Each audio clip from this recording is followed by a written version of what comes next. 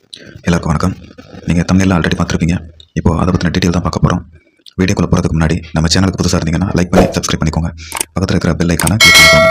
அப்போ தான் நம்ம போடுற அப்டேட்ஸ் எல்லாம் உடனுக்குடனே உங்களுக்கு வந்து சேரும். இப்போ வாங்க வீடியோக்குள்ளே போகலாம். இப்போ ஃபஸ்ட்டு நம்ம என்ன பார்க்க போகிறோம்னா பிசி கேஸ் அப்டேட்டு. கடைசியாக நம்மளோட கேஸ் ஹியரிங் வந்து ஜூலை 8ஆம் தேதி நடந்தது.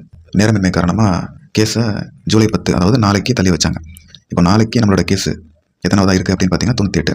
கேஸ் நாளைக்கு முடியுமான்னு கேட்டிங்கன்னா வாய்ப்பு ஒரு 90% கிடையாது. இன்னொரு ஹியரிங் தான் போகும். இப்போது ரெண்டாவது ஆனுவல் பிளானர்.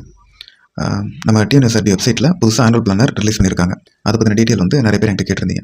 ஆனுவல் பிளானரில் புதுசாக ஏதாவது மாற்றம் கொண்டு வந்திருக்காங்க அப்படின்னா நோட்டிஃபிகேஷன் டென்டேட்டிவ் டேட் மாதம் அப்புறம் இயர் ரெண்டுமே கொஞ்சம் தள்ளி போயிருக்கு. இதுக்கு முன்னாடி ரிலீஸ் பண்ண அந்த ஆனுவல் பிளானர் படி இனி இந்த தேர்வும் நடக்காது அப்படின்னு சொல்லியிருக்காங்க. இப்போது இந்த ஆனுவல் பிளானர் படி தான் எக்ஸாம்ஸ் நடக்கும் அப்படின்னு டிஎன்எஸ்ஆர்பி தரப்புலேருந்து சொல்லியிருக்காங்க. இது எதனால் அப்படின்னா இப்போது இந்த கேஸ்னால ரிசல்ட்டு கொஞ்சம் தள்ளி போகுது இல்லையா, அதனால தான். மற்றபடி அதில் வேறு எதுவும் இல்லை. மற்றபடி அதில் இருக்கிற டீட்டெயில்ஸ் எல்லாமே அதே சேம் டீட்டெயில்ஸ் தான். ஆனால் அதுக்காக நீங்கள் ப்ரிப்பேர் பண்ணாமல் இருக்காதீங்க. நீங்கள் ப்ரிப்பரேஷனை கண்டினியூ பண்ணிக்கிட்டே இருங்க. கண்டிப்பாக அதுக்கான நோட்டிஃபிகேஷன் வரும், நடக்கும். என்ன கொஞ்சம் தள்ளி போகும் அவ்வளோதான், ஆனால் கண்டிப்பாக நடக்கும். அதனால் உங்களோட ப்ரிப்பரேஷனை ஸ்டாப் பண்ணிடாதீங்க, சரிங்களா? இப்போது 3 எஸ்ஐ எடிட் ஆப்ஷன் கேஸ். ரீசெண்டாக ஒரு போஸ்ட் ஒன்று போட்டிருந்தோம், எஸ்ஐ எடிட் ஆப்ஷன் கேஸ் நடந்துட்டு இருக்கு அப்படின்னு. அது வந்து டிஸ்போஸ் பண்ணிட்டாங்க. அது நிறைய பேர் என்ன நினச்சிக்கிட்டிங்கன்னா எஸ்ஐ கேஸ் முடிச்சிட்டா, பிஎஸ்டிஎம் கேஸ் முடிச்சிட்டா அப்படின்னு சொல்லி நீங்கள் கேட்குறீங்க. ஆக்சுவலாக அது பிஎஸ்டிஎம் கேஸ் கிடையாது, இது வேறு. இந்த எஸ்ஐயில் எடிட் ஆப்ஷன் சம்மந்தமாக போடப்பட்ட கேஸ். இது என்னென்னா ஜூலை 1ஆம் தேதி கேஸ் ஃபைல் பண்ணாங்க. அதோட ஹியரிங் ஜூலை 7ஆம் தேதி போட்டிருந்தாங்க. நம்பர் 6வது கேஸாக வந்தது. காலையிலே கேஸ் முடிச்சுட்டு கேஸை விசாரித்து கேஸை டிஸ்போஸ் பண்ணிட்டாங்க. அந்த கேஸ் ஓவர். அதுக்காக பிஎஸ்டிஎம் கேஸ் முடிச்சிட்டா அப்படின்னு கேட்டிங்கன்னா இல்லை, பிஎஸ்டிஎம் கேஸ் இன்னும் முடியலை. அதுக்கான ஹியரிங் டேட் இன்னும் சொல்லலை. எஸ்ஐ பிஎஸ்டிஎம் கேஸ் நடக்கும். இப்போ முடிஞ்சது எஸ்ஐ எடிட் ஆப்ஷன் கேஸ். இந்த கேஸ் ரிசல்ட்டை பாதிக்குமா அப்படின்னு கேட்டிங்கன்னா இல்லை, கண்டிப்பாக பாதிக்காது. இந்த கேஸே தள்ளுபடி ஆகிட்டு. அதனால் இதுக்கு யாரும் பயப்பட வேண்டாம். இப்போது அடுத்தது 4வது ஹைட்டி கேஸ்.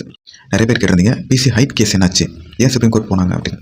இப்போ ஹைகோர்ட்டில் தீர்ப்பு என்ன சொல்லியிருந்தாங்க அப்படின்னு பார்த்தீங்கன்னா ஹைட்டு 0.5ல், அதாவது 170 இருக்கிறவங்களுக்கு 169.5 இருந்து ரிஜெக்ட் ஆனவங்க. அதே மாதிரி 167க்கு 166.5 எடுத்து அந்த 0.5ல் வெளியில் போனவங்களாம் இருக்காங்க இல்லையா, அந்த மாதிரி தமிழ்நாடு முழுக்க 0.5ல் யாரெல்லாம் ரிஜெக்ட் ஆகி வெளியில் போயிருக்காங்களோ அவங்க எல்லாருக்கும் மறுபடியும் ஃபிசிக்கல் நீங்கள் கண்டக்ட் பண்ணணும் அப்படின்னு கோர்ட்லேருந்து டிஎன்எஸ்ஆர்பிக்கு சொல்லியிருக்காங்க. அதாவது இந்த 0.5ல் ரிஜெக்ட் ஆகி வெளியில் போனவங்க எல்லாருக்கும் திரும்ப கால் லெட்டர் அனுப்பணும். அப்படி வர்றவங்களுக்கு ஹைட் மெஷர்மெண்ட் எதுவும் நீங்கள் பண்ணக்கூடாது. டைரெக்டாக அவங்க வந்துட்டு எஃபிஷியன்சி அண்ட் என்டியூரன்ஸு. இப்போது இந்த தீர்ப்பை எதிர்த்து தான் டிஎன்எஸ்ஆர்பி சுப்ரீம் கோர்ட் போயிருக்காங்க. இப்போ இந்த கேஸ் நம்மளோட பிசி எக்ஸாம் ஓவரால் ரிசல்ட்டை பாதிக்குமா அப்படின்னு கேட்டிங்கன்னா இல்லை, பாதிக்காது. இந்த மாதிரி ஆல்ரெடி போடப்பட்ட கேஸை தள்ளுபடி பண்ணியிருக்காங்க. ஸோ இதுவும் நிற்காது. கண்டிப்பாக இந்த கேஸ் நல்ல ரிசல்ட் பாதிக்காது. இப்போது கடைசியாக இவ்வளோ கேஸ் நடந்துகிட்டு இருக்கே, இவ்வளோ பிரச்சனை போயிட்டுருக்கே, இதுக்கு எக்ஸாம் கேன்சல் பண்ணிவிடுவாங்களா அப்படின்னு. 100% எக்ஸாம் கேன்சல் ஆகாது. அது எஸ்ஏ எக்ஸாமாக இருக்கலாம், பிசி எக்ஸாமாக இருக்கலாம். எதுவாக இருந்தாலும் கண்டிப்பாக எக்ஸாம் கேன்சல் பண்ண மாட்டாங்க.